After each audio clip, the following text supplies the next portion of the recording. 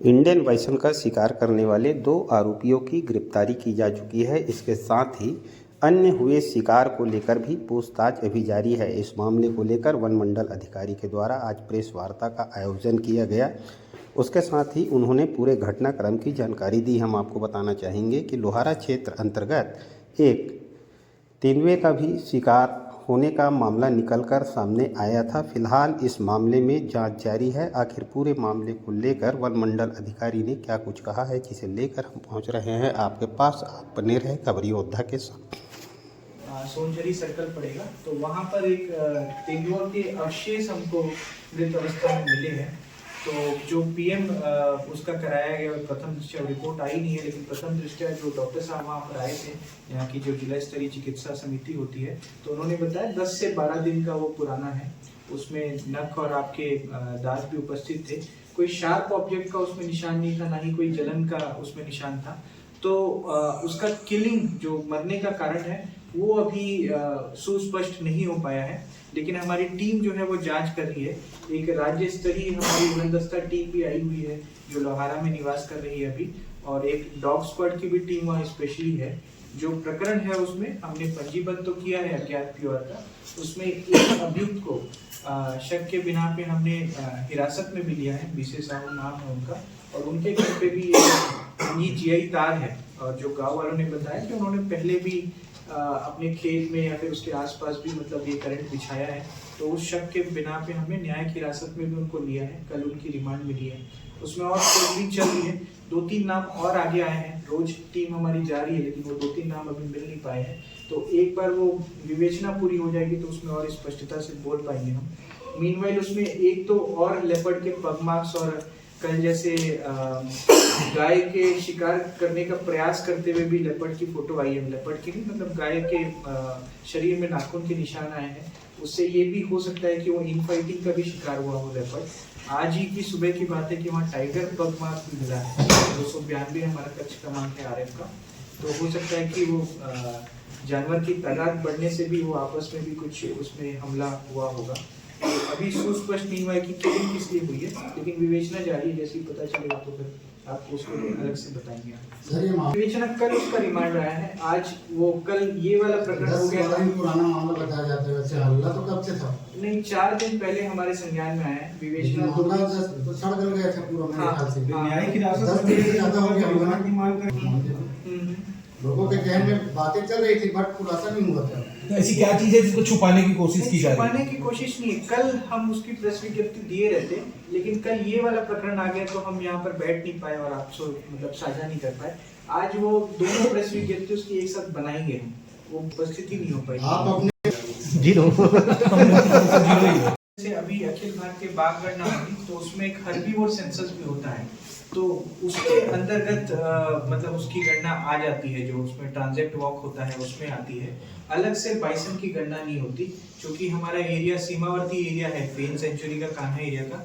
तो ये भी जो एरिया था आपका जामपानी वाला एरिया, ये आप देखेंगे कि फेन सेंचुरी से लगा हुआ है। तो आवाजाही मतलब जो बड़े हर्बीवोर रहते हैं, कार्निवोर रहते हैं, उनका आवाजाही होता है। तो एक टोटल संख्या बताना मुश्किल है, लेकिन मेरा अनुमान है कि 50 से 100 बाइसन आपके मतलब कवर्धा वन मंडल में होंगे। आदतन से इन लोग अब तक कुछ पूछताछ में कुछ जो पूछताछ में बड़े वन्य प्राणी शेड्यूल 1 तो इनके नहीं है। जो छोटे वन्य प्राणी को ये फंसाते रहते हैं। जो हमने फ्रीक्वेंसी पूछी कि कितने कितने दिन में आप करते हो, तो महीने 2 महीने के अंतराल में। और अब चूंकि आपकी धान फसल खत्म हो चुकी है, ठंडी में आप और कोई फसल नहीं लेते, ज्यादा आप कुटकी कोदो लेते हो, जो ऑटोमेटिकली ही बहुत आपको उसका ध्यान नहीं रखना पड़ता। तो ये ठंडी में ज्यादा प्रकरण ऐसे सामने आते हैं। जादू टोना का अभी तक तो कुछ नहीं आया है। जैसे अभी हाल ही में खैरागढ़ में तेंदुआ फंसा था, तो उसमें जादू टोना का आया था।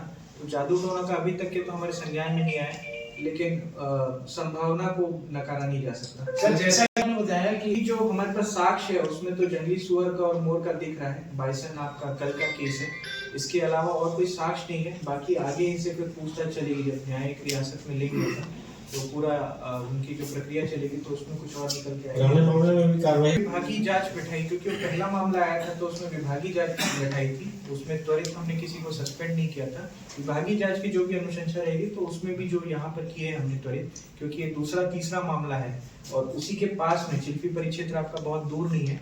इसीलिए, और 2 बाइसन एक साथ इसमें मिले हैं और रोड के किनारे ही था वो। जैसे पहले वाला जो था वो परिक्षेत्र के अंदर था, थोड़ा जंगली एरिया में था, तो संभवतः आपसे चूक हो सकती है, लेकिन चूंकि ये रोड के किनारे था इसलिए फिर त्वरित कार्रवाई करते हुए इसमें सस्पेंड किया गया। पुराने, जैसे आप देखेंगे कि जो आर्टिकल्स, वाइल्ड लाइफ आर्टिकल हमको मिले हैं वो बहुत पुराने हैं। अगर व्यापार होता तो वो इनके पास रखे नहीं रहते। मतलब अभी तो जो प्राइमा फेसी या प्रथम दृष्टया लग रहा है कि वो खुद के उससे, और जो आजू बाजू भी पूछताछ किए थे गांव वाले से, जामपानी से, वो भी ये बोले थे कि ये खुद के खाने के लिए ही करते हैं करके। थोड़ा बहुत कभी ज्यादा कुछ मिल जाता है तो वो उनको भी देते हैं, लेकिन वो इन्वॉल्व नहीं रहते शिकार में। इतनी बड़ी रेंजर और डिप्टी रेंजर लोग दोषी नहीं? स्पष्टीकरण उनको लिखे हैं। अब उनको क्या है कि शासन स्तर पे, जो मेरे स्तर पे हो सकता था वो मैंने किया है, स्पष्टीकरण भी लिखा है। अगर उनसे कुछ कार्रवाई बनती है तो शासन स्तर पे होती है, तो एक बार जांच बैठा के फिर उससे जो अनुशंसा मिलेगी उसके स्तर पे हम करेंगे।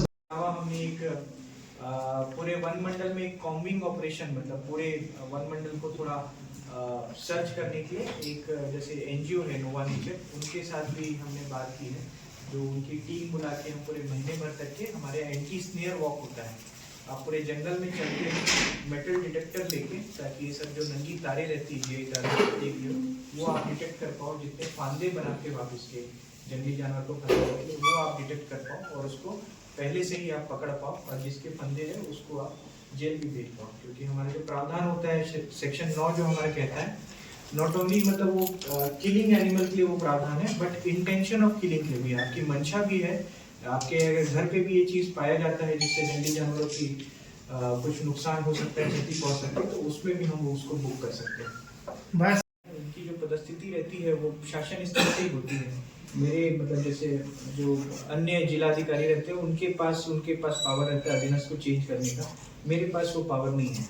मैं उसमें उनको बदलने का कार्रवाई मेरे स्तर से नहीं है। लोगों के तरफ भी जो वो आएंगे, एनजीओ आएंगे, जैसे हमारा एक डिस्कनेक्ट बन जाता है कि नहीं आपको और भी काम रहते हैं तो आप उसमें वो रहते हैं, मशरूफ रहते हैं। तो जो एनजीओ रहते हैं उनकी एक एक्सपर्टीज ये रहती है कि वो वॉलंटियर्स रहते हैं, वो इनके साथ मिलके एक समझेंगे भी, और जो रिपोर्ट में भी ये लाएंगे कि कहाँ पर हमको एक्चुअली स्ट्राइक करना है। जैसे एक उदाहरण दे रहा हूँ मैं कि आप बाइसन है आपका, वो भी बोवाइन एनिमल है, बोवाइन मतलब वो कैटल प्रजाति का ही है, और आप देखते हैं कि हमारे यहाँ गौरक्षक बहुत अच्छे रहते हैं जो ये सब की सुरक्षा करते हैं आपके जो गौवंश की। तो हम चाह रहे हैं कि ऐसी जागरूकता हम फैलाएं जिसमें इसको भी उसमें इंक्लूड किया जाए ताकि इसका भी संरक्षण हो सके। तो ये सब जागरूकता करने की आवश्यकता है जो आप लोग के माध्यम से भी हमको करना है, और कुछ जो इसमें आगे है जैसे गौवन रक्षक वाले लोग रहते हैं उनके माध्यम से भी हम करेंगे। पहले प्रकरण में 2 बाइसन, अभी के प्रकरण में 2 बाइसन, एक ही नंगी तार आपकी बिछाई गई थी। पहला वाला आपका चिल्पी परिक्षेत्र में था, अभी हमारा कवरना परिक्षेत्र है। दोनों में हमने त्वरित कार्रवाई करते हुए पहले वाले प्रकरण में 5 आरोपी को हमने अभी जेल दाखिला किया है, और अभी वाले प्रकरण में 2 आरोपी को आपके सामने हम दाखिला कर रहे हैं।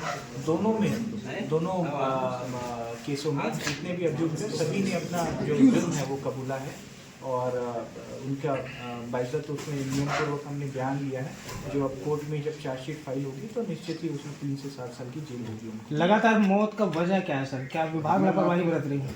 विभाग से लापरवाही नहीं हो रही है। इसमें जो वो है आपके जितनी भी बिजली की लाइन है, जो हाई टेंशन वायर रहती है 11 kV 33 kV, वहाँ से जो हुकिंग कर लेते हैं, और जंगली क्षेत्र आपका जो आप देखेंगे कि वो जो मैकल हिल वाला आपका क्षेत्र है उसमें वन्य प्राणी का मूवमेंट भी ज़्यादा रहता है, और वहाँ पर हुकिंग करना भी आसान रहता है आपका, तो उस कारण से ऐसा हो रहा है। और जो आदिवासी समुदाय वहाँ पर हमारा निवास रहता है उसमें भी थोड़ा सा ये भ्रांति है, ये छोटे जानवरों को फंसाने की और उनका सेवन करने की, इस कारण से ऐसा हो। पूछताछ में क्या क्या बातें सामने आई सर, और कितने वन प्राणियों की शिकार किए हैं उन्होंने? पूछताछ में उन्होंने कबूला है कि पहले भी उन्होंने ये किया है, उसमें उन्होंने जंगली सुअर वगैरह फंसाए हैं, जिसके हमको थोड़े से गोश्त भी मिले हैं, और उसके दांत वगैरह भी मिले हैं, मोर के पैर वगैरह भी मिले हैं। तो ये सब वन्य प्राणी भी निश्चित ही वो पहले फंसाए हुए हैं।